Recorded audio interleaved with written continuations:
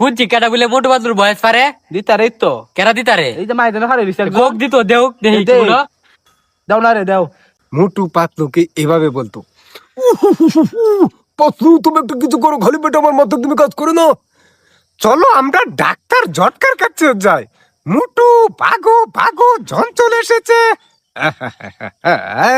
জন মেরে ডান, আমার শয়তানি মাথায় শয়তানি বুদ্ধি, আমাকে ছেড়ে দাও, আমাকে ছেড়ে দাও। আরে মিয়া মোটু এটা করলা কি মিয়া? এই বক্সারের লাগে ফাজলামি করে মিয়া। আরে মিয়া দিম না একটা।